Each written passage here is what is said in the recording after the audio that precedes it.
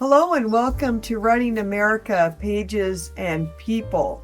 If you're here to learn about an American author and some of their works, then you're in the right place. My name is Rachel Rigolino and I'm an instructor in the English department at the State University of New York at New Paltz. So come on, we'll watch this video and leave some comments below. When you think of Ernest Hemingway, what comes to mind? The larger-than-life adventurer, the big game hunter, the deep-sea fisherman, the hard-drinking icon of American masculinity? Well, that's the myth, and it is a powerful one. But for us as students of literature, the most important Hemingway is the artist, the meticulous craftsman, who, as the writer Tobias Wolff put it, changed the furniture in the room of American writing. He didn't just tell new stories, he forged a new language to tell them in, a language stripped to its essentials, born from his experiences as a journalist and as a soldier. Today, in this video, we're going to look past the myth of, quote, Papa Hemingway to understand his revolutionary contribution to the American short story.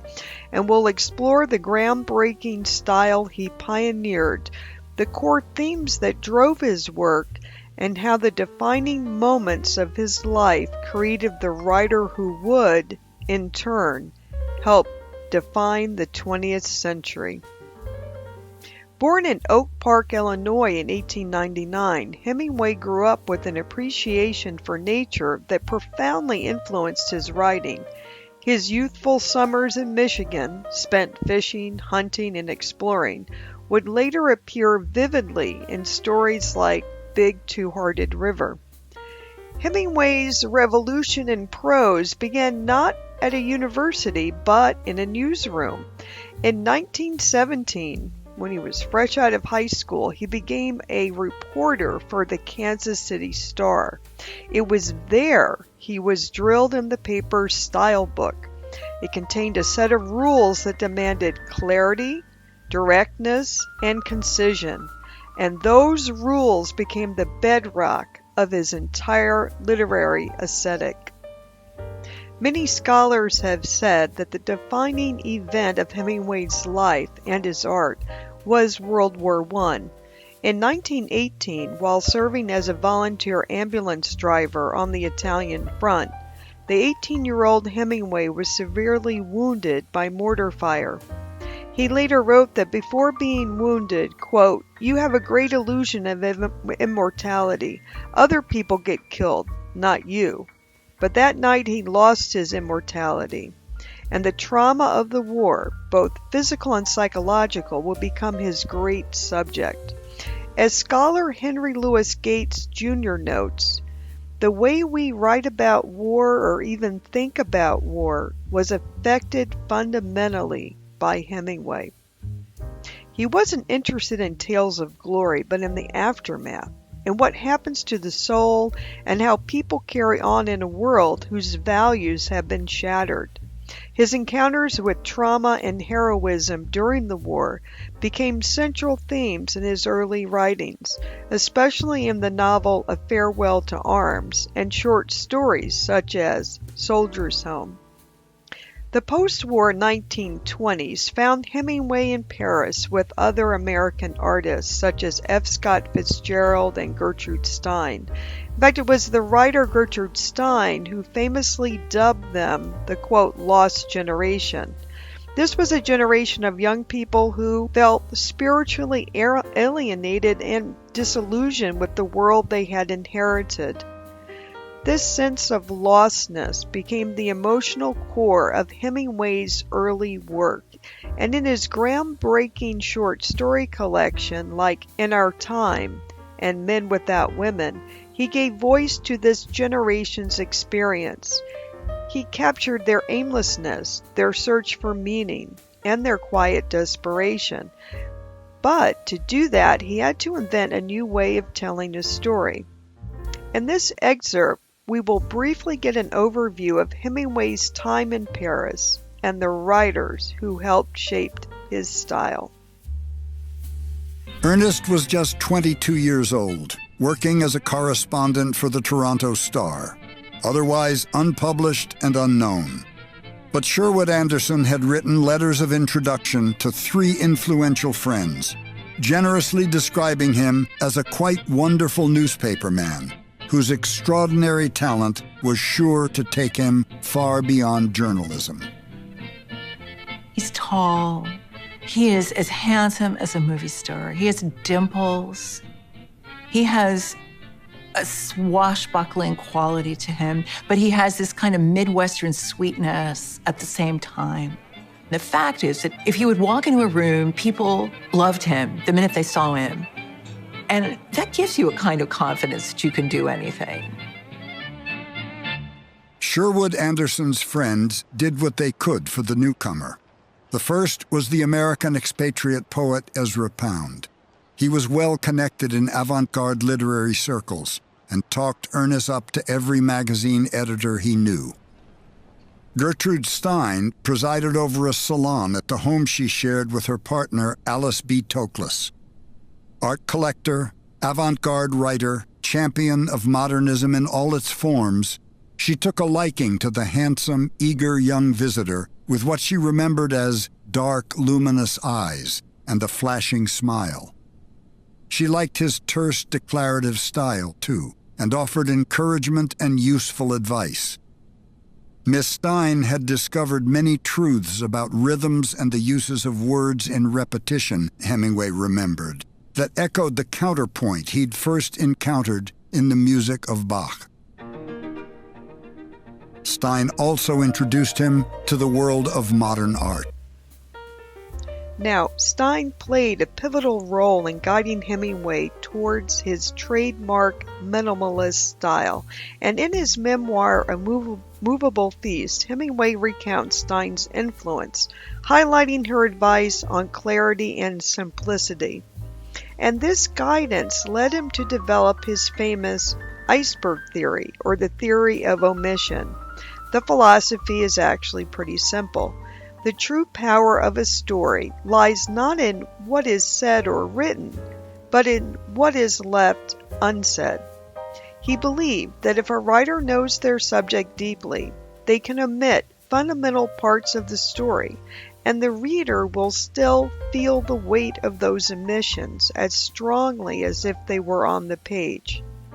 So, what does this actually look like? It means stripping away lengthy descriptions, things like internal monologues and adverbs, and you can look at this image here and see this illustrated.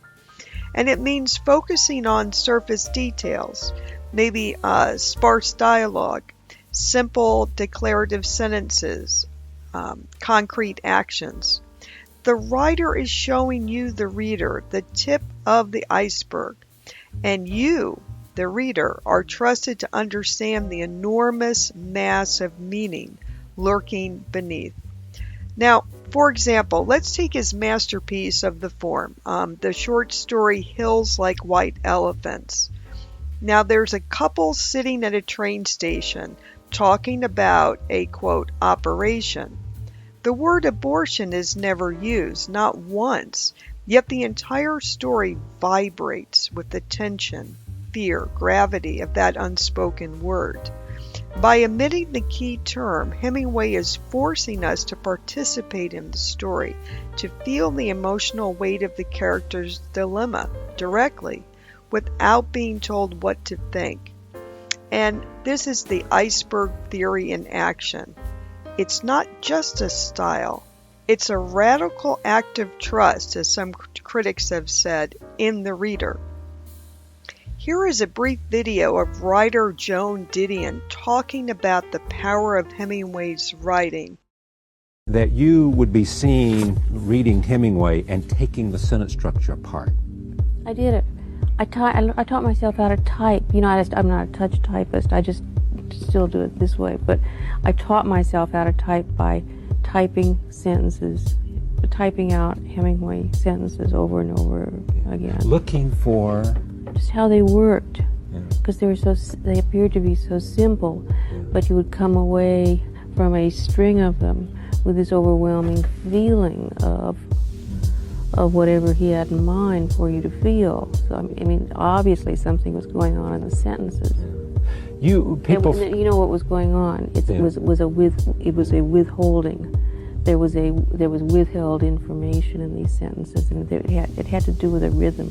In his 1932 book, Death in the Afternoon, Ernest Hemingway wrote, "If a writer of prose knows enough about what he is writing about, he may omit things that he knows. And the reader, if the writer is writing truly enough, will have a feeling of those things as strongly as though the writer had stated them. The dignity of movement of an iceberg is due to only 1/8 of it being above water."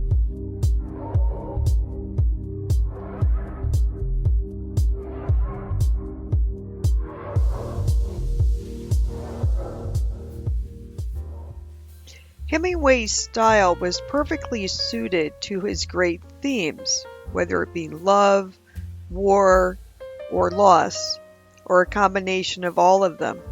His characters are often trying to live by a personal moral code in a world that seems to have none. And this is the origin of the Hemingway hero. He's a figure who confronts a chaotic, often violent universe with dignity and courage. And perhaps the ultimate expression of this is Hemingway's famous quote about courage being grace under pressure. It's not about being a tough guy. It's about professionalism, about performing one's duties with precision and honor, without complaint, in the face of overwhelming stress. But here's the crucial part, and what many critics focus on. The hero is almost always a man who is profoundly wounded, either physically, psychologically, or spiritually, or again, in all three ways. By the 1930s, Hemingway had moved to Key West, writing some of his most famous works like To Have and Have Not, and then in 1939 he moved to Cuba, where he rented a house outside of Havana. He eventually bought it and lived there for about 20 years, writing For Whom the Bell Tolls and The Old Man and the Sea. Ernest Hemingway was awarded the Nobel Prize in Literature in 1954, and The Old Man and the Sea was a major reason for the honor. In fact, the Nobel Committee specifically mentioned The Old Man and the Sea in their citation, praising it as a recent and outstanding work that reaffirmed Hemingway's mastery of the art of storytelling.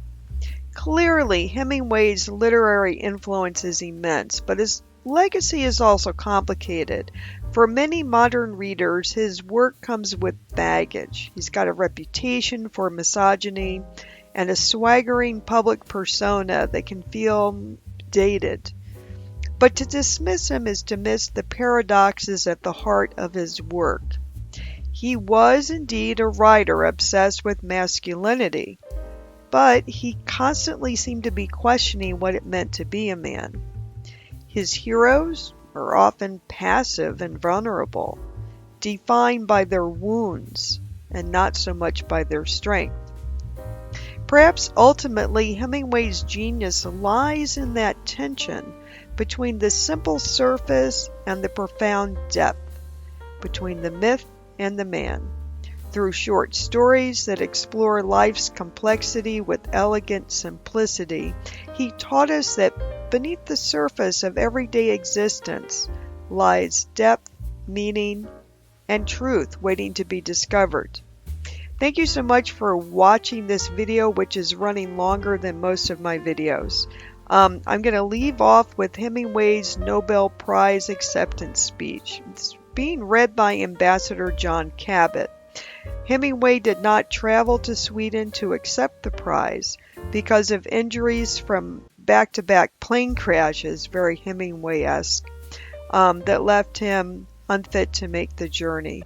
No writer who knows the great writers who did not receive the prize can accept it other than with humility. There is no need to list these writers. Everyone here may make his own list according to his knowledge and his conscience. It would be impossible for me to ask the ambassador of my country to read a speech in which a writer said all of the things which are in his heart. Things may not be immediately discernible in what a man writes, and in this sometimes he is fortunate. But eventually they are quite clear, and by these and the degree of alchemy that he possesses, he will endure or be forgotten. Writing at its best is a lonely life. Organizations for writers palliate the writer's loneliness, but I doubt if they improve his writing. He grows in public stature as he sheds his loneliness, and often his work deteriorates. For he does his work alone, and if he is a good enough writer, he must face eternity, or the lack of it, each day. For a true writer, each book should be a new beginning, where he tries again for something that is beyond attainment.